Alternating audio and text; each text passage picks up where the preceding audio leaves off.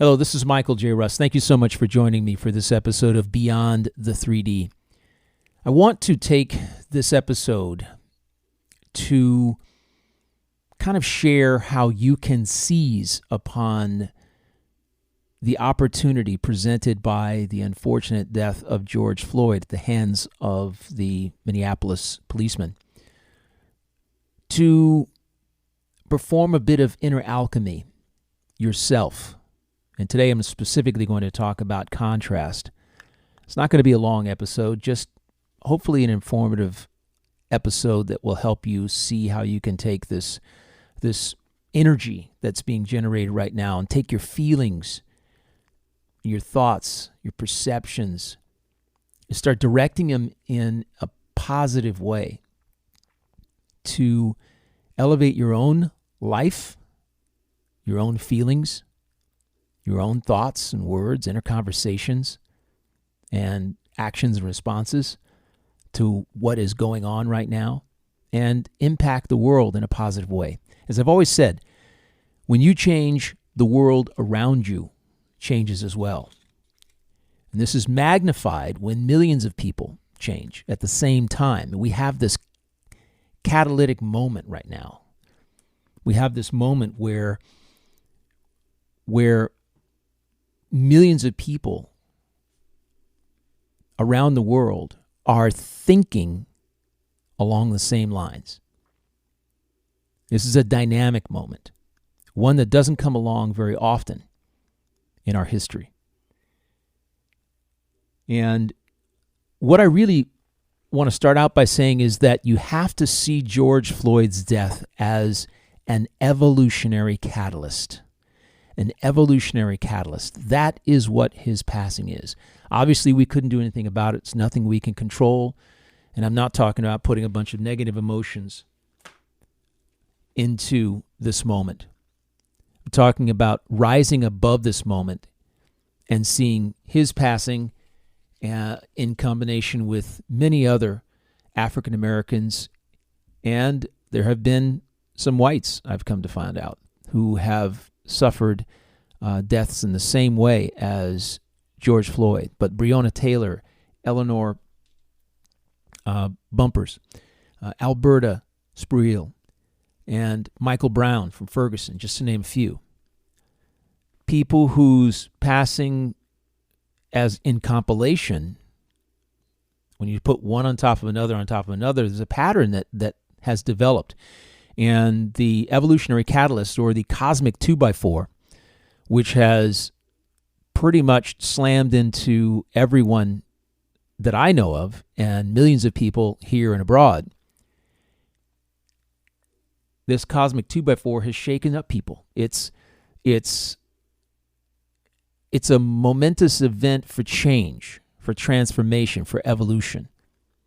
Sad that it had to happen. However, now that it has, we need to take this positive, this energy that we have and direct it towards creating real transformation, not only within ourselves in this country and around the world, but in the world in general, in policies. And perception is, as I've always said, perceptions dictate the thoughts, words, feelings, and actions that follow. And what we've had here is a real shift in perception. A shift in perception. A shift from that emanates from deep within. Perceptions about the police, perceptions about the role of police, perceptions about racism here and around the world and historically, perceptions about racism in corporations, corporate policy. It's the shift in perception here that is occurring. If you look at it, it was so amazing. All of a sudden, within 2 weeks, we had the NFL apologizing for getting down on players who wanted to take a knee during the national anthem. Wow. Who knew that George Floyd would have that impact? corporations putting out commercials really quickly. Some of them absolutely awesome. Procter & Gamble put together a great commercial I saw yesterday about how black people are perceived. And it was a black man who, I don't know if you've seen this commercial, but it's a black man and his young son. And he's walking in the street, and a white woman is with her daughter in the back seat. He's crossing the street with his son towards her, and she's rolling up her windows, right? Rolling up the windows in her car, and he notices that. And he goes to a pool, and he's teaching his young son how to swim. And other people kind of get out of the pool and kind of move away from him. And a couple of other things occur as well. And it turns out at the end of the commercial, this black man, is a judge. He walks into a courtroom. You don't see him. You see it from his eyes. He walks into the courtroom, and then the camera comes around, and he sits down on the bench. And what's interesting about this is that it happened so quickly. It happened within a couple of weeks. And this is just one of a couple of commercials. But all of a sudden, all the corporations are trying to come out and say, or making the attempt to say, hey, we're inclusive. We're not racist.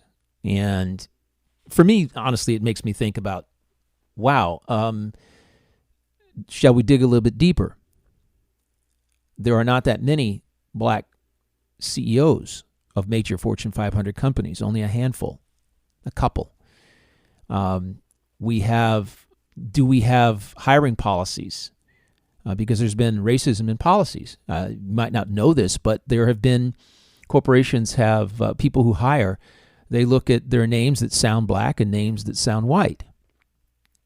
And it's been really interesting to, this was brought up just, I believe this morning on one of the news programs, I was kind of catching this, how corporations, people who are hiring in corporations, HR and others, can literally weed out black candidates because of the way their names sound. They sound African or sound black. And so perceptions are starting to change. Corporations are bending over backwards, basically, to say, hey, we're not racist and our policies aren't racist. Please keep buying our products. Please know that we're here supporting you. And sometimes it sounds a little bit disingenuous to come out so soon after this. However, I got to simply say it's a step. It's a step in the right direction. It's one of many steps that obviously need to occur. And as a shift in perception dictates everything else, ultimately what we're looking to transform here, what you are looking to transform, are your feelings, driven by your thoughts, words, your inner conversations, your self-talk, how you think about what you think about yourself in relationship to what's going on around you, and your feelings and your actions. That's really what you're looking to transform through inner alchemy. So this is a moment when black people and white people, brown people, red people, we can all come together. People of color can come together and examine the 400 years of history in this country and how slavery has been a part of that, has been at the core of it, and how it's literally the slavery, the racism that was born from that happened to impact where we are today. And contrast is part of that.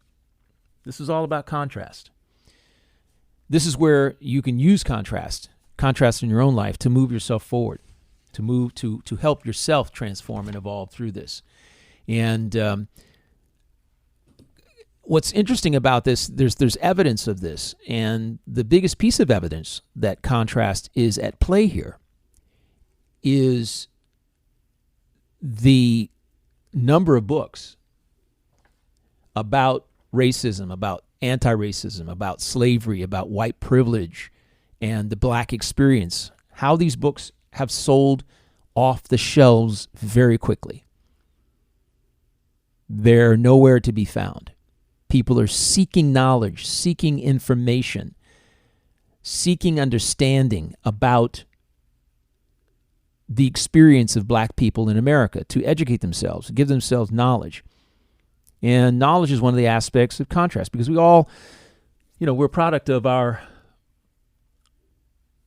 compiled life experiences and connections, relational connections with people. As babies coming out of the womb, we are not racist. We're not angry, frustrated, worried about life, anxious about the future. We're not put under the thumb of police when we come out of the womb. Out of the womb, we're happy, joyful, enthusiastic, excited. We're ready to be shaped. And the main question here is really how black people are shaped differently than white people, how brown people are shaped differently than white people, how red people are shaped differently, yellow people, whatever. People of color are shaped differently from white people, not only here, but around the world. I was talking to my brother the other day about this, and heck, slavery goes back freaking thousands of years, back to the Dark Ages, back to my gosh, when man was first on the planet, when Homo sapiens began to roam the earth, slavery, I'm sure, was part of that. Somebody was enslaving somebody to do somebody else's work. It's become a lot more sophisticated. I talked to a friend of mine about the history of slavery in this country, and if you haven't looked, the 1619 Project is really awesome to get an idea when the first slave ship arrived 400 years ago, and as of last year, and on the shores of I think Virginia. Don't quote me on that state, but the fact that it happened and 20 slaves were there, and the original sin began in this country. But hey, it happened. We are where we are. I've always said this.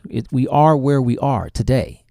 We can look back, we can look at how it happened and all of that. However, we are where we are. Policies have been put in place to disenfranchise people of color. Laws have been put in place to disenfranchise people of color. People of indigenous peoples have been set aside, moved, gotten out of the way in the name of capitalism, in the name of growth in this country and around the world. Disenfranchised completely. And so I've always said Columbus didn't discover America. It was already here, and it already had inhabitants. He was the first white person to discover America, evidently, and even that's not true, because it was, I believe, Leif Erikson that actually, the Vikings actually discovered America ahead of Columbus. They're coming to find out historically. So one of the interesting things is that contrast is afoot. It's at play. I'm going to talk about my life for a second, because most of you don't know anything about me. And I'd like to kind of share briefly my life as it relates to the whole subject of race.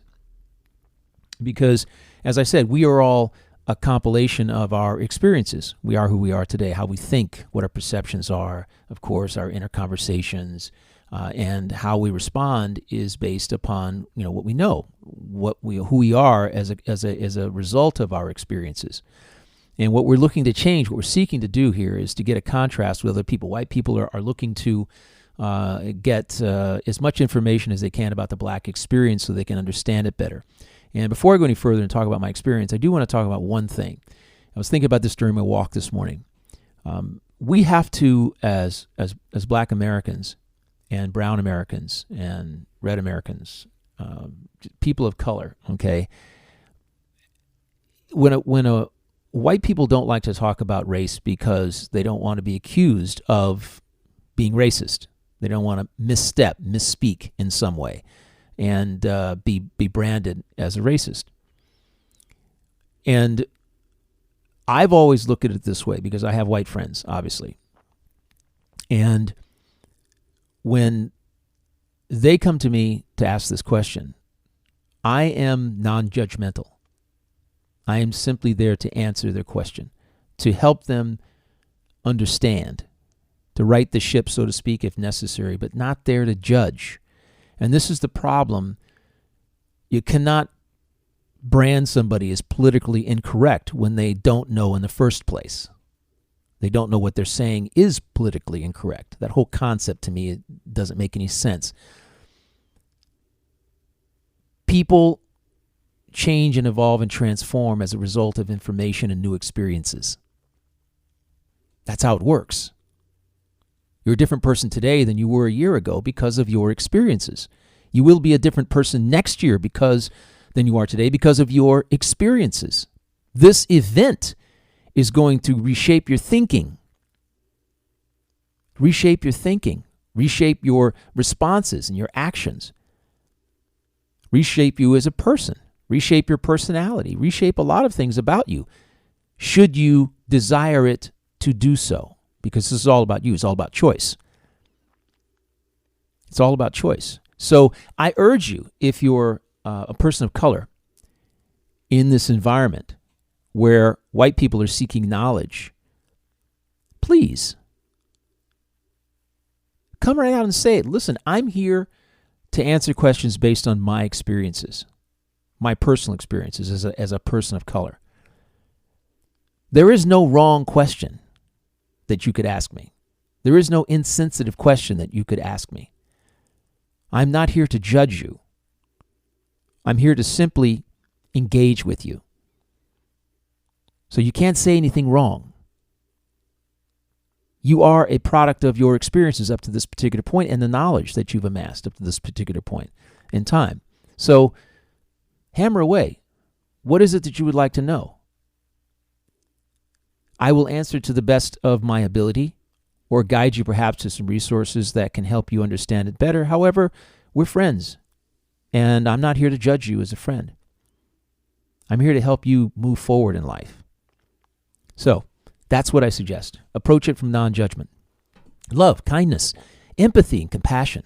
A lot of white people, non-people of color, are walking and protesting right now. Large amounts, big numbers. A lot of empathy out there. A lot of compassion. A lot of people who desire real change in the core of our cities, states, local governments, national governments. A lot of people. And we shouldn't be here to chastise people. We should be here to help them get the right information. Help us craft policies that can help benefit everyone. Everyone. So let me kind of shift gears here and talk about my experience. My father was born in Hastings, Florida. And his father was a cabbage farmer. And my father was born in 1929. 1929. And he yearned to get out and get away from that life. He wanted to expose himself to the world. So he studied hard, and he went to Tuskegee University, where he graduated. He joined the ROTC program. And he met my mother there at Tuskegee.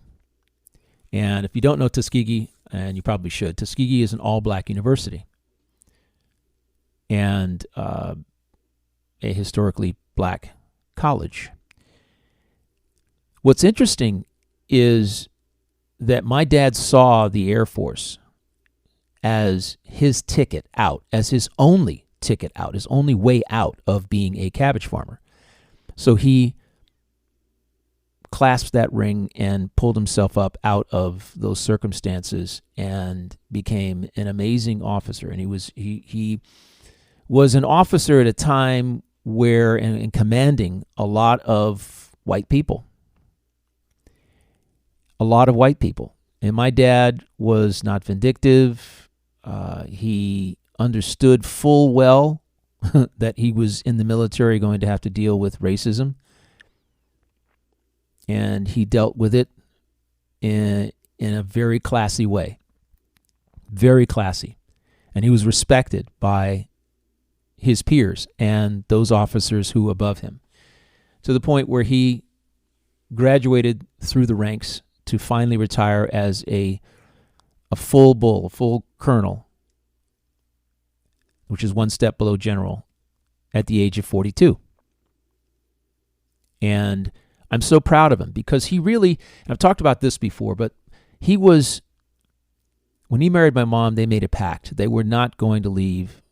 He made a pact with my mother and us that he was not going to leave us behind. He was going to expose us just as he wanted to expose himself to the world.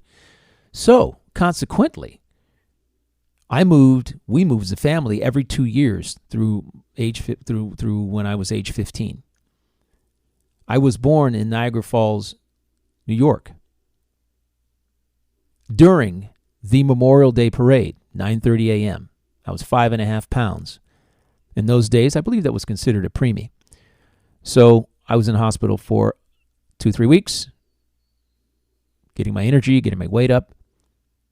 And as soon as I was ready to travel, guess what happened? We got in a car and we drove to Alaska, to Anchorage, Alaska, because my dad had a post at Elmendorf Air Force Base, Elmendorf, in Alaska, in Anchorage, Alaska.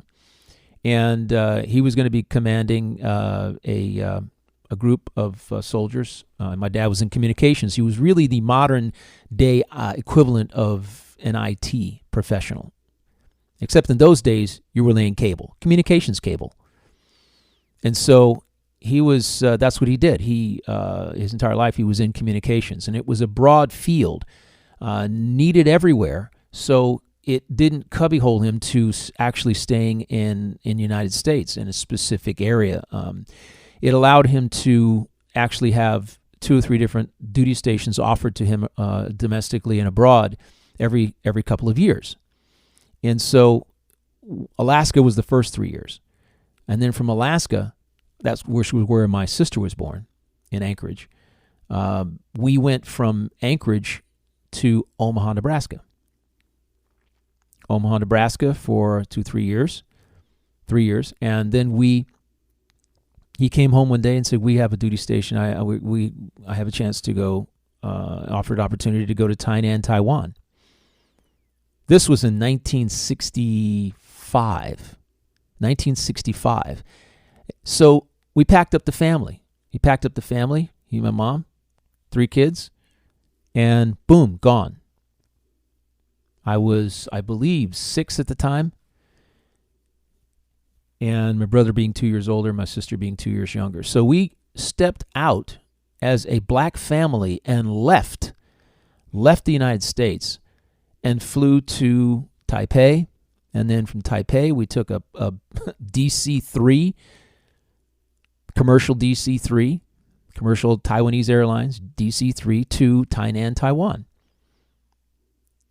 And I remember actually being on this flight. What made it interesting was that when you got on the flight, the DC-3, you had to, it was policy to lower the shades on takeoff and landing, because Chinese flying on the plane, they didn't want them to see that they were leaving the ground. They would get scared. And they didn't want them to see them landing because they would get scared. So that was policy back then. Lower that window shade so that, during takeoff and landing. It's odd that I remember that now. However, what was interesting about it is that we were, I believe, at the time in our, Tainan was very backwoods. And we stayed in a compound called 20 House Compound. 20 House Compound. It had 20 houses in it, all of them cinder block. The base commander lived behind us. And the elementary school was in our compound. And there were a lot of other families, military families. It was all military compound, and it had a guard at the gate. And outside of that gate was a city that had no indoor. There was no indoor plumbing.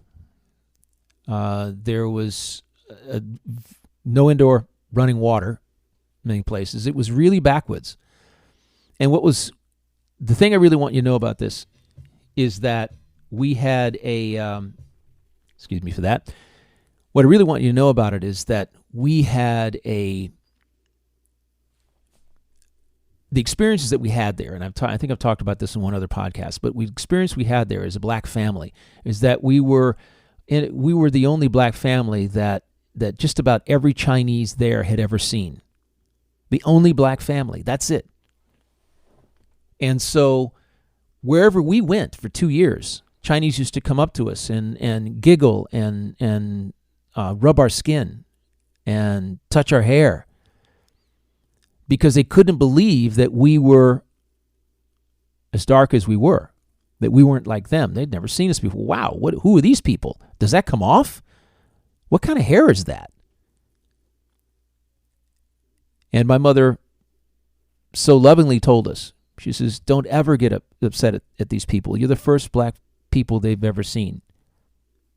The first black people they've ever seen. Of course, back in those days, I think she said you're the first Negroes that they've ever seen. Because that was a word he used back then. And she says, so please don't get upset at them. Don't get angry at them. Don't yell at them. Don't throw things at them. Don't in any way get ticked off at them. They're just curious. And they don't know how, and they're expressing themselves, their curiosity. And understand that you're the first black people they've ever seen, and if you leave a bad taste in their mouth, they're going to think other black people are just like you. So the impression you give them is the impression you want them to have, to leave with, to approach other black people in the future with. And I thought that was brilliant for my mom. My mom is an amazing person, and always has been. Very wise. From there, we moved to the Philippines for 2 years, and the Vietnam War was just starting in 1967, 68, so we spent 2 years there during the Vietnam War, and we traveled from there. We did go to Thailand by way of Saigon during the war, spent a couple of weeks there. My parents were always interested in getting us out and traveling from wherever we were so we could see more of the world, and I've always appreciated that. So I saw Thailand and Vietnam from a very, very young age. And when we left there, we came back to Colorado. Now, the point I'm looking to make here is that we moved around every couple of years, and Jim Crow was from 1877 to about the 1950s, and obviously I was born in 1958, so missed that. My father never had a Southern duty station. He never had a duty station at any place in the South where racism, the KKK, any of those organizations were present, where racism was prolific, I should say. Never had a duty station in the South. JFK died in 1963. I remember when that happened, we were in Omaha, Nebraska.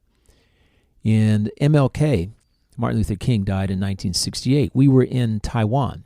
So during the time when they were having a lot of marches and the civil rights movement was really, really moving forward, Martin Luther King was assassinated in 68. We were in the Philippines, and totally, removed on the other, literally on the other side of the world.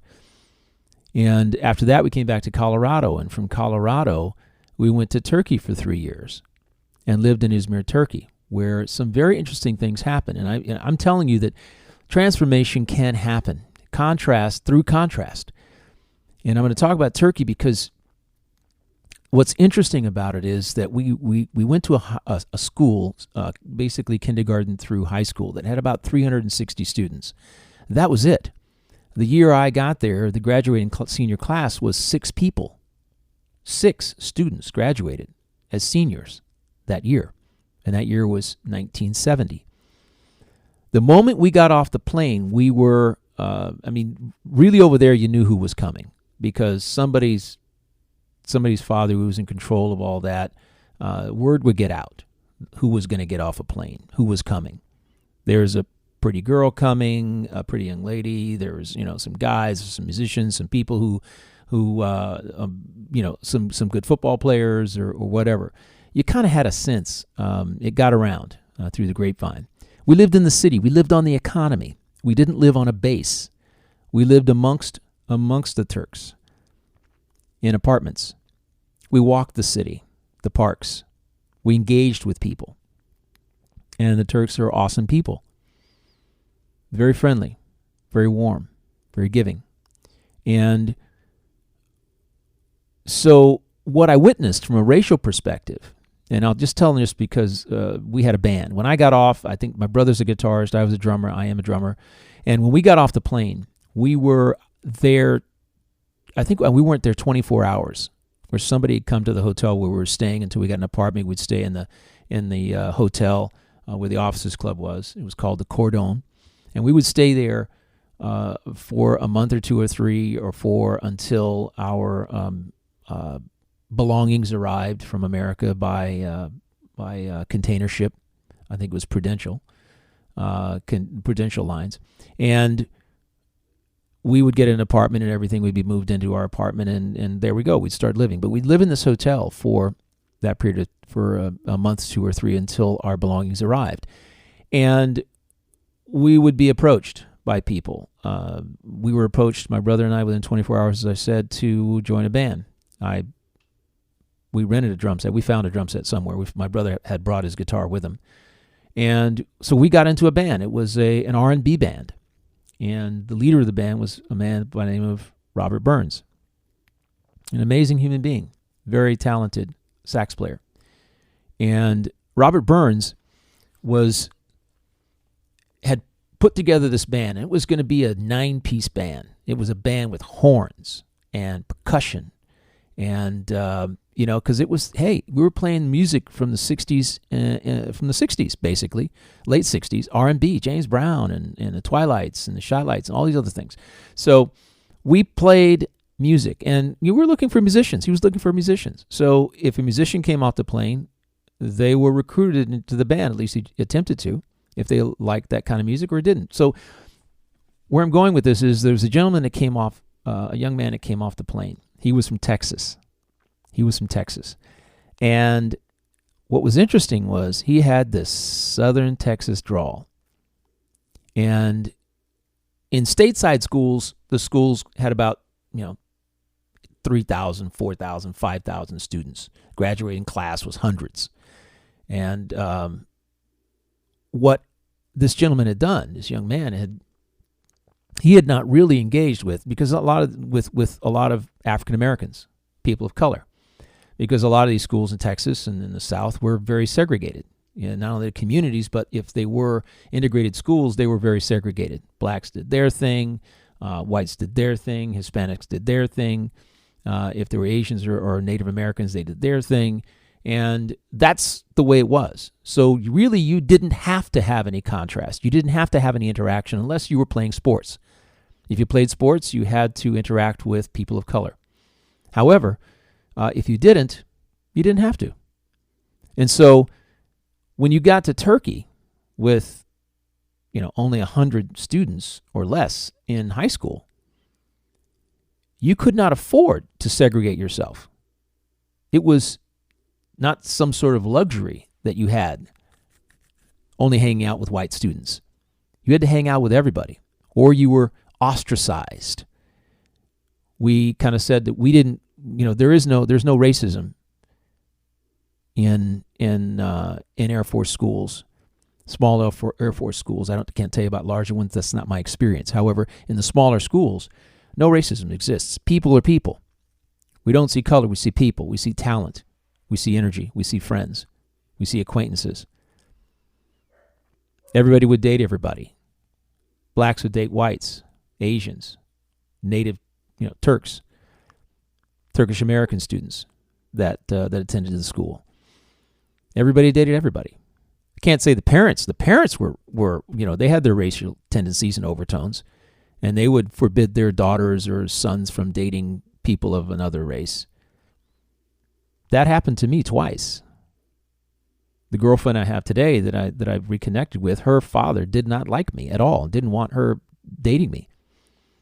I was only there 9 months of the tour that her family was there. She was there a total of 3 years. But he didn't like me. He didn't like her going out with a black guy, and told her so. And so, getting back to this musician, this young white kid from Texas came to Turkey. He was a trombone player. We needed a trombone player. So Robert Burns approached him about joining the band. And this is a kid that I don't think he'd ever heard an R&B songs, maybe on the radio or something in passing. He was into country and western and some other stuff. He came from Texas, a segregated Texas high school. And with the thick southern drawl, man, he was not too interested, let's put it that way. That all changed within 2 weeks. He discovered that he was in a whole different world. He had a contrast that was so shy. It was like a 2x4, a cosmic 2x4 that smacked him right upside the head. He had joined our band. We got to know him. He got to know us. He lost a lot of his southern drawl. He just integrated into the school, integrated into our band, became friends with everybody, loved playing the music, had a good time, learned a few dances. He was an amazing, amazing guy. But that transformation happened very, very, very quickly. He couldn't afford, if he wanted to integrate into the school, if he wanted to develop relational connections, you could not see color. Everybody had to depend upon everyone in that city. Went out and played sports. Whatever he did, integrated into the school curriculum. The class sizes were small. There was no room for that. And I treasure that to this day. And those experiences that I had over there have shaped who I am. We went from there, we went to Germany, we went to Greece, we went to Italy. We saw a lot of different peoples, and we engaged with people in their country, and I did this at a young age. As a matter of fact, the last thing I did before I came back to the United States, I was 14, my brother was 16, and my dad had already moved on to upstate New York, to Rome, New York, and was waiting for us. And the last thing my brother and I did was, there was a black biology teacher, and we said, hey, there was a bunch of students going down to Rhodos, Greece, to the island of Rhodos, and came to my mother one night and said, hey, Tim and I would like to go, and we know we need a chaperone of some kind. So, the black biology teacher, Mr. Jones, is going to escort us down there. He'll chaperone us down there. And she got together with my father and connected with him by phone call, and then he said, okay, fine, all right. So we're down there for a week. I'm 14, my brother's 16. We're off getting on a chicken bus. Chicken bus is a bus it's a local bus that's got, animals traveling on it as well, up in the upper luggage compartment. And so local Turkish bus. We got on it and shuttled on down to Marmaris and Bodrum, and we took the ferry across, 55-minute ferry ride to Rhodos, Greece, and spent an amazing week. And I did that at 14. I know kids today at 14, their parents won't even let them out of the house for 10 minutes alone because they're so frightened of what they might encounter. And we were in a foreign country.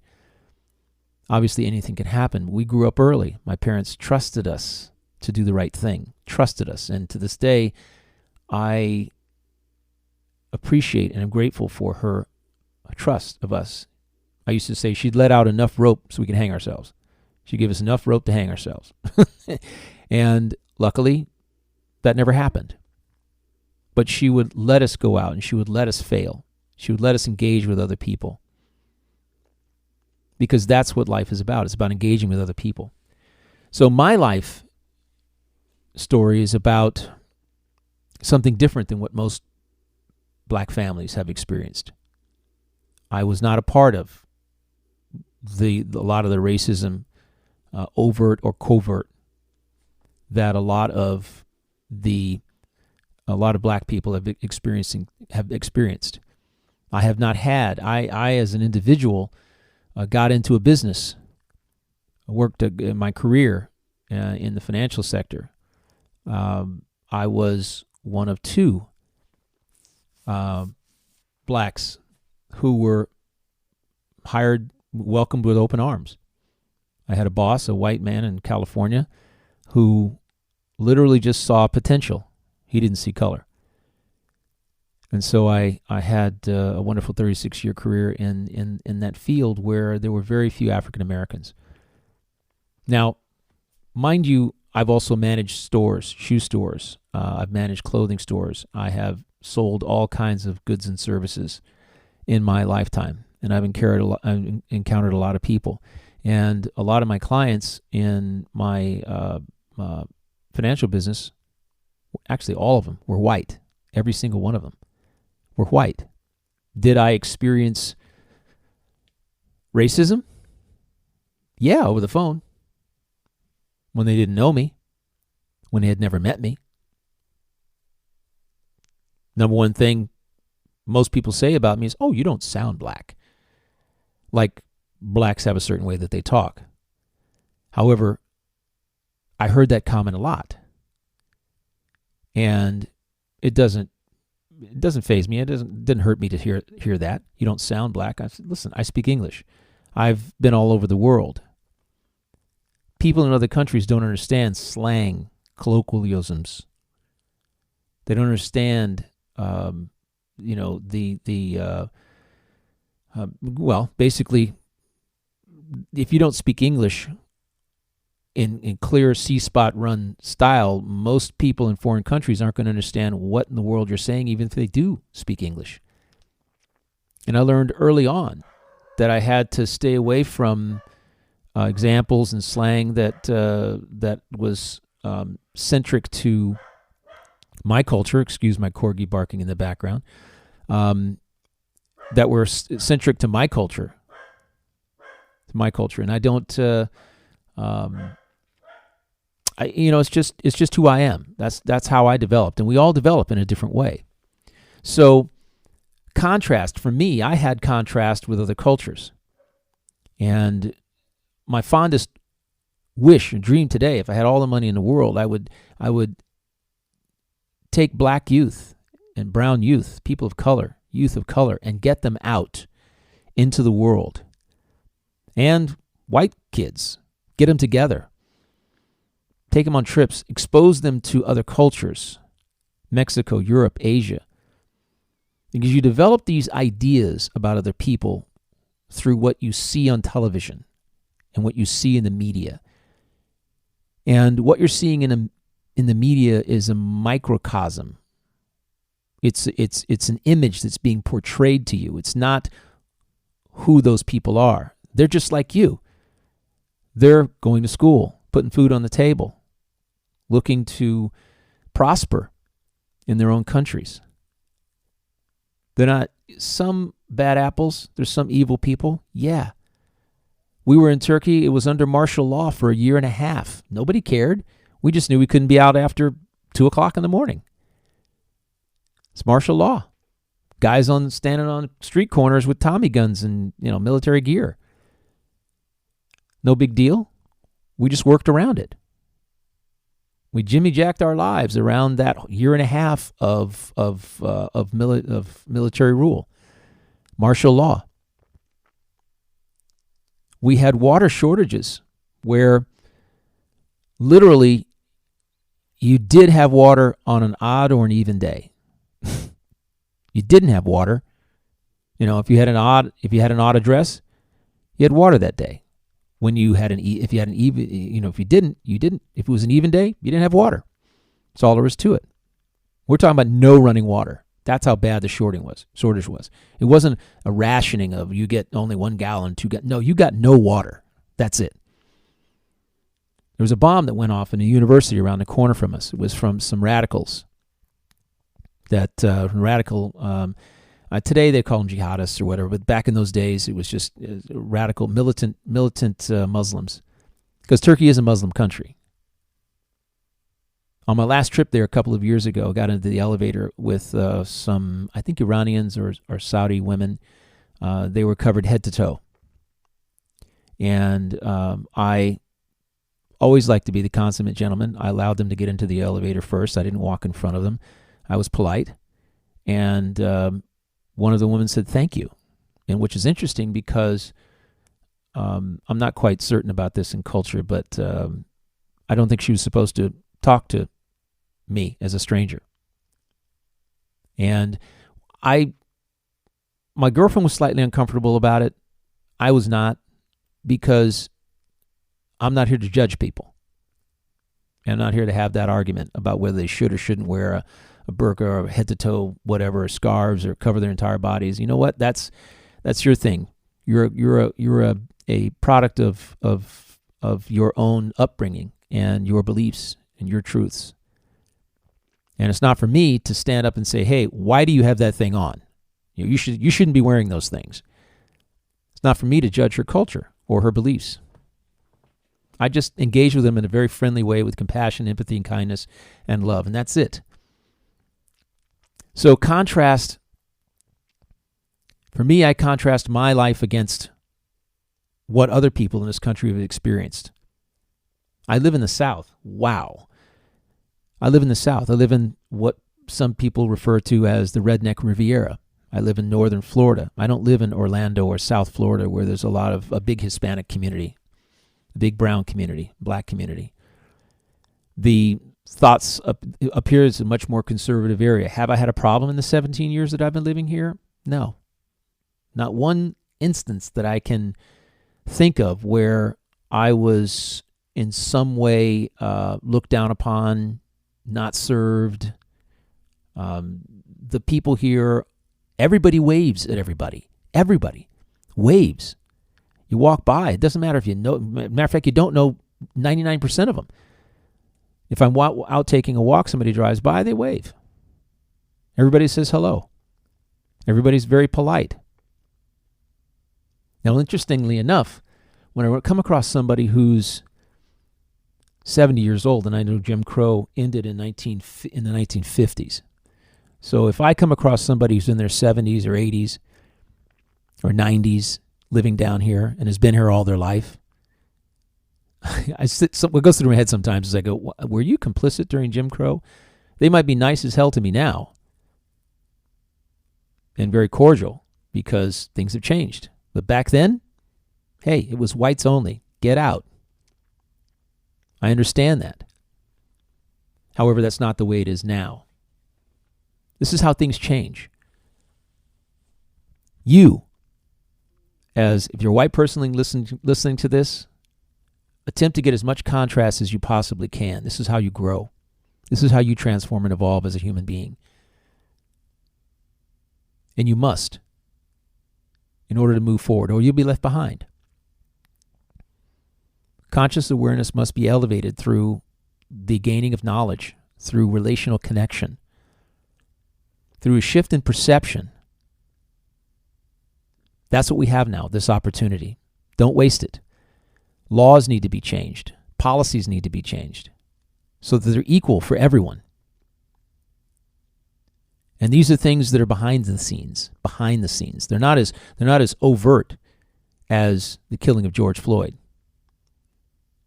There are a lot of insidious policies out there that are designed to enslave economically, socioeconomically, geographically, people of color. And it's up to each and every one of us to make sure that when we see those inequities, and then now as a collective, that we demand that those policies, those laws, those rules, that corporate structure be changed. Or we're going to hold back financial resources. We're going to boycott. We're going to protest. We're going to make it very challenging for you to survive if you don't evolve. Black people, brown people, white people, red people, these are people marching in the streets. People want to change. If you want to change, seek more contrast in your life. I realize I've talked for almost 50 minutes, and I hope you know a little bit more about me and how I view the world because of my upbringing.